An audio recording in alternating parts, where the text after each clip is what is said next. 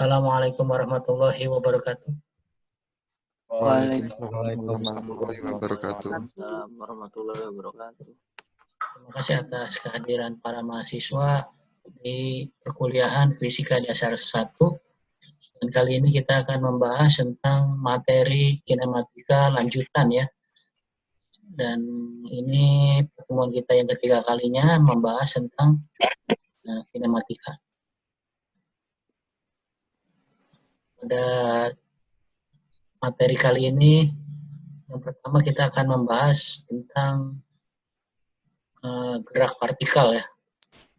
Di mana gerak partikal ini adalah suatu gerakan benda yang arahnya ini tegak lurus dengan bidang horizontal. Ya, jadi tegak lurus dengan bidang horizontal. Kalau tegak lurus berarti sudutnya sebesar antara bidang horizontal dengan vertikal ini sebesar 90 derajat. Contoh kasus untuk gerak vertikal contohnya adalah melemparkan bola ke udara. Ya, bola tersebut akan naik sehingga akan mencapai titik tertingginya di suatu posisi tertentu dan akhirnya dia akan kembali lagi ke tanah ke bidang horizontal dengan lintasan berupa lintasan lurus yang arahnya vertikal. Gerak vertikal dibagi dua ya, ada gerak vertikal ke atas dan ada gerak vertikal ke bawah. Gerak vertikal ke atas ini adalah gerakan suatu benda yang dilemparkan vertikal ke atas. Ya, dari sini bisa diambil kesimpulan bola tersebut kita lemparkan ke atas dengan kecepatan mula-mula tertentu. Jadi kali ini nilai kecepatan awalnya ini V0 ini adalah kecepatan awal dan memiliki nilai tertentu ya. Jadi tidak sama dengan 0. Sedangkan kecepatan benda ini dihambat oleh nilai gaya gravitasi. Sehingga bisa diambil kesimpulan percepatannya ini adalah melawan arah gravitasi benda atau minus G. Untuk gerakan vertikal ke atas ini berlaku persamaan gerak berubah beraturan ya, bisa dilihat mana kecepatan pada suatu titik tertentu atau pada waktu tertentu rumusnya adalah sama dengan V0. V0 ini kecepatan awal atau kecepatan mula-mula kurangi nilai gaya gravitasi dikali dengan waktu ya. Ini adalah rumus untuk gerak vertikal ke atas dan setelah itu rumus ini bisa dikembangkan ya sehingga bisa terlihat ada ya sehingga bisa dikembangkan rumus ini menjadi ini. Jadi Vt kuadrat sama dengan V0 kuadrat dikurangi 2G YT ini adalah posisi pada sumbu vertikal ke atas ya atau pada saat pada posisi sumbu Y.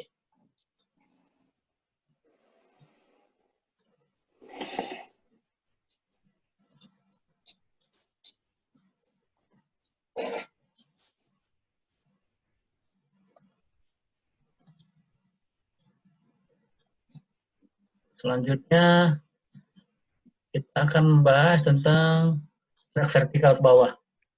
Jadi gerak vertikal ke bawah ini adalah lawan dari gerak vertikal ke atas, di mana benda ini dipercepat oleh adanya gaya gravitasi. Jadi kali ini nilai gravitasi adalah positif dan kecepatan awal atau kecepatan mula-mula ini tidak sama dengan 0.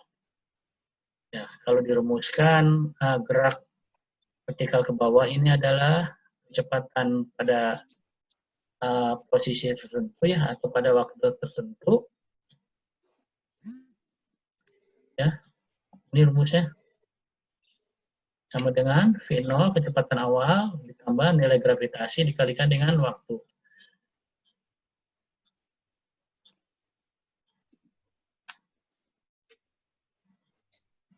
Selanjutnya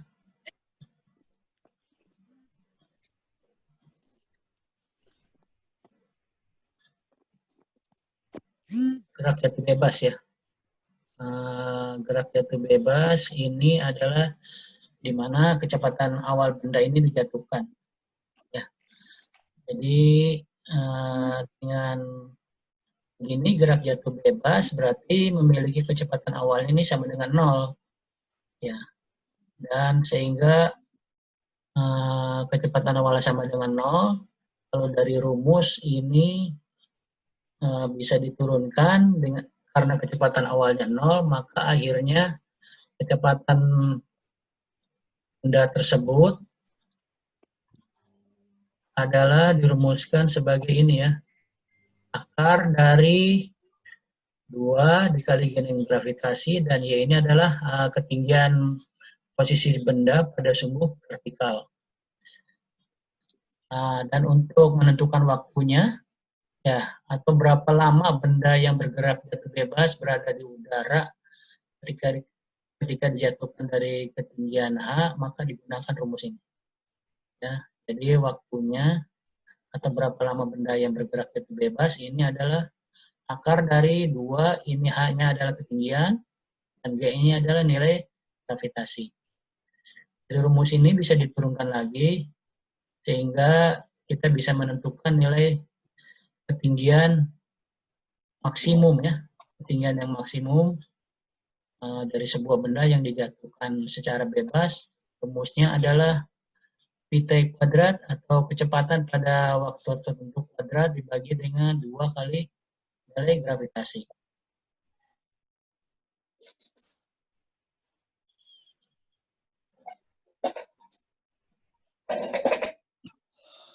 Nah, ini selanjutnya kita membahas gerak 2 dimensi.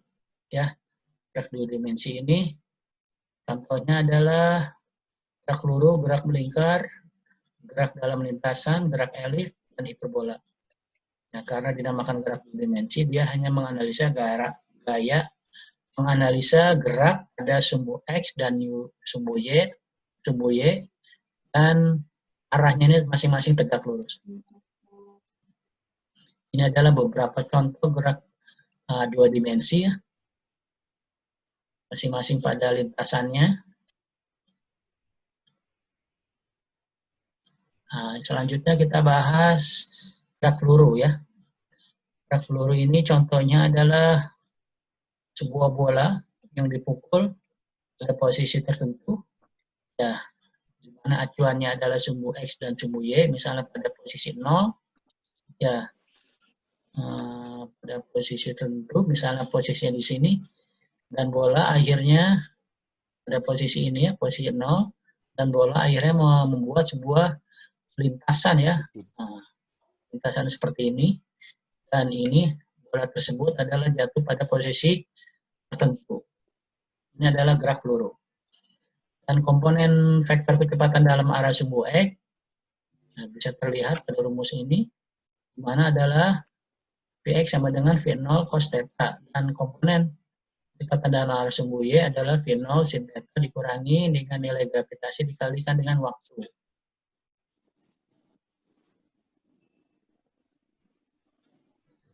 Nah, ini adalah lintasan sebuah gerak peluru ya.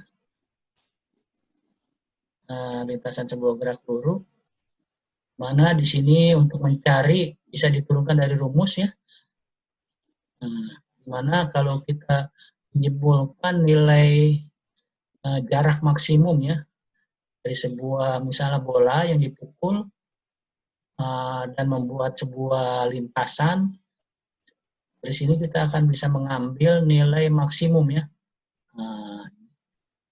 jarak tempuh maksimum, seberapa bola tersebut nantinya akan jatuh. Rumusnya adalah ini. Jadi untuk mencari jarak terjauh atau jarak maksimum, rumusnya adalah V0 kuadrat dibagi dengan G.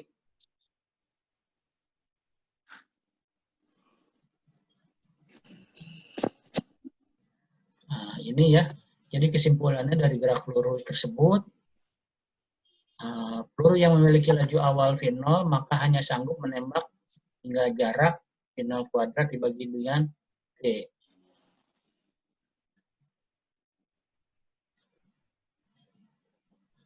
Ini adalah contoh soal dari gerak peluru ya. Di sini contoh soalnya adalah sebuah meriam ya. Meriam yang akan menembak menembak sebuah kapal yang ada di perairan ya.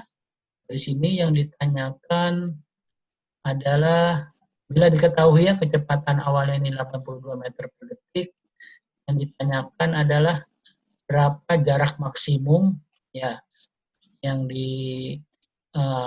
yang dihasilkan oleh meriam ini ya, meriam ini agar bisa melewati posisi kapal tersebut ya. Dari sini kita akan bisa mengambil kesimpulan setelah diturunkan rumusnya, maka jarak maksimum dari kapal tersebut nilainya adalah 690 meter.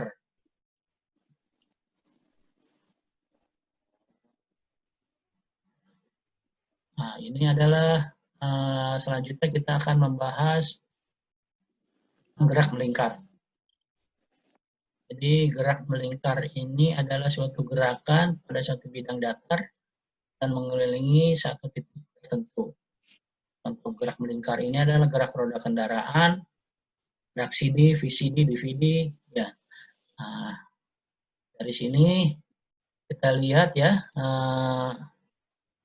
secara sederhana bahwa gerak melingkar ini didefinisikan sebagai gerak benda berupa keliling lingkaran. Ya, jadi gerakan benda ini masing-masing berada pada posisi keliling lingkaran, baik lingkaran penuh ataupun tidak penuh. Nah, jadi yang poin penting untuk gerak melingkar ini adalah posisi sudut, di mana suatu partikel yang bergerak melingkar, satuan digunakan satuannya sudut, yaitu satuannya radian, di mana nilai satu radian ini adalah 57,3 derajat. Nah, ini untuk mencari nilai posisi benda yang bergerak melingkar setiap saat dan panjang jari-jari lintasan memenuhi teorema Pythagoras. Sehingga untuk mencari nilai ini ya, panjang jari-jari lintasan nilainya adalah R kuadrat sama dengan E kuadrat. Ya, ini E kuadrat dan ditambah dengan Y kuadrat.